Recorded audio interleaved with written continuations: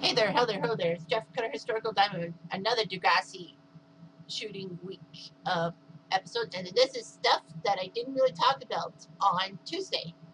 Now, as you all know about the timeline of my videos, Monday was another case study towards Radish. Tuesday was talking about Reddit stuff and what ifs that were not really discussed in the top 10 what ifs of all time that I did in my 6 months ago. And Wednesday was Emma and her relationships. Today, I actually found out through my Reddit stuff that I missed some stuff that should be talked about. There are 4 key things that I want to talk about in this video today. First of all is the zero tolerance policy.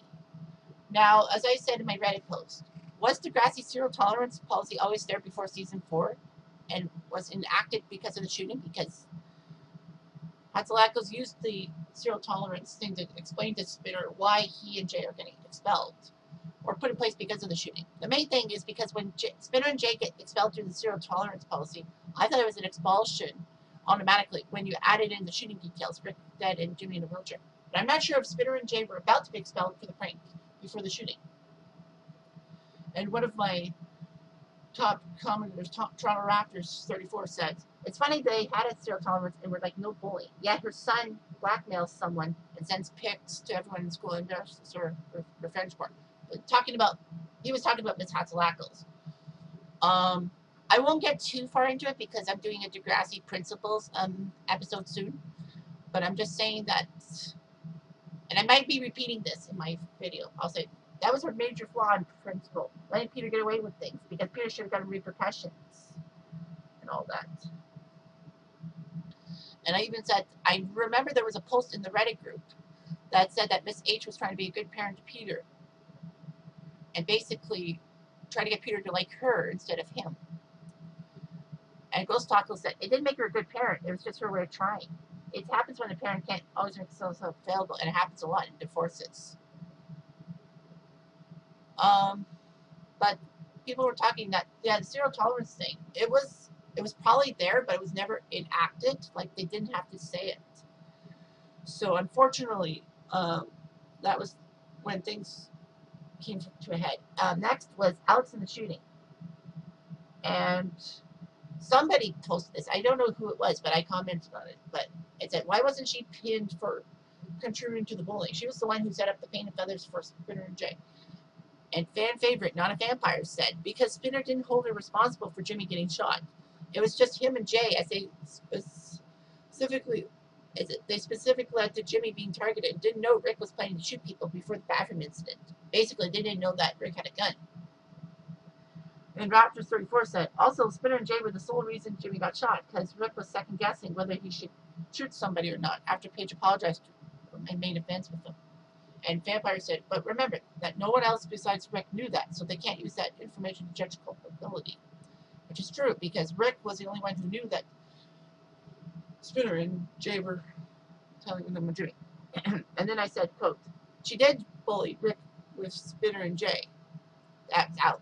But a soy boy said, her contribution is not incriminating enough to make it a major issue. The guys could have pinned her off, but kind of knew she had too much to lose and left it alone. And I think also because they were the ones who were solely contributing to Jimmy being blamed for everything. Alex had no clue about what happened. And I said her contributions could be compared to Paige, as she did a part in the bullying. But Paige actually slowed down the bullying and all that and shut it down. And Jimmy was on Spinner and Jay's side until Rick convinced him otherwise.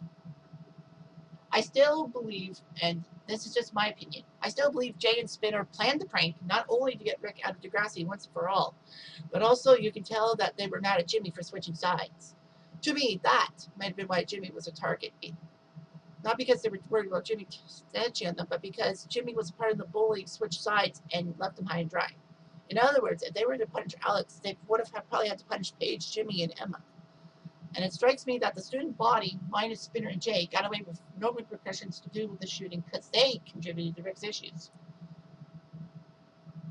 And let's paint this guy said, to be fair, Spinner confessed about him and Jay, and he didn't bring Alex into it, probably because she wasn't there when they let Rick to believe that it was Jimmy who got him shot. Alex wasn't about to confess, though.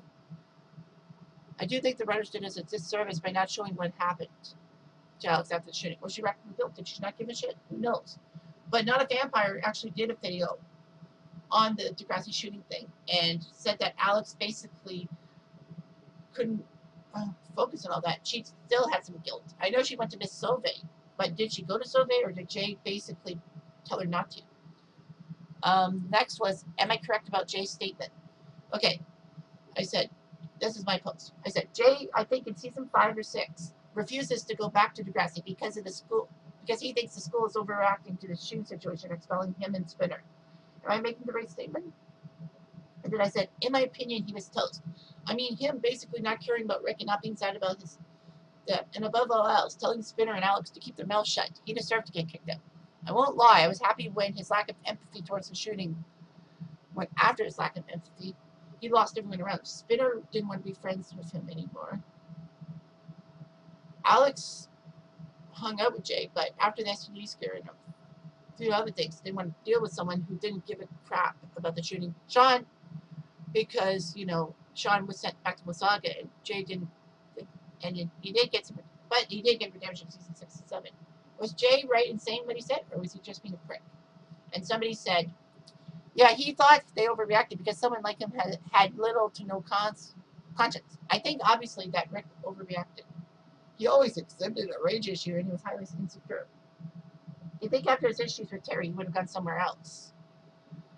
You think Rick would have done the same, and all that. But, of course,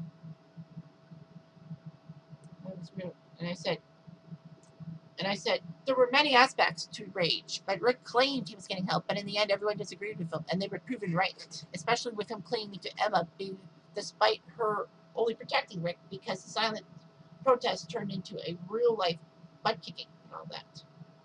It was proven in Time Stand Still Part 1 that his mom tried to get him to go somewhere else to school, but he shooed it away. And I also thought that Rick's relationship with his mom was creepy, but that's just me. I don't know why I said that. So, and then the other person said, I think she was in denial about his problems. All this could have been avoided if he was in a reform school. What kind of parent doesn't insist on that? It's so true to life that it can be infuriating. And I said, and the lack of a father figure in his life. Well, he was a traveling salesman and was unseen in the show, but I don't know what type of role he could play in the storyline. And as Vampire said in one of her videos, he didn't have his support system around. His parents, when he came off to Pain and Feathers, basically they both were working, and he acted irrationally.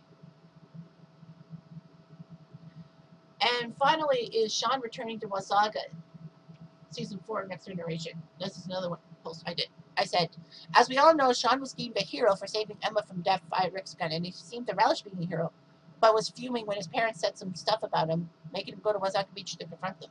After a while, he decides to stay in Wasaga and be able to deal with the issues from the shooting. And I said, anyway, it bugs me to say this, but my theory is that he was scared of repercussions due to shooting Rick, even though it was accidental / self-defense. Was there any other reasons why he wanted to stay in Wasaga other than Rick dying by his hand accidentally? Now, to add, I should have added to that Sean basically stayed in Wasaga, and he also nearly died in a jet ski accident, but Tyler, the boy he deafened, saved him. Somebody said, I think he just wanted to be with his family for a while. I really don't blame him. That's true. It's true.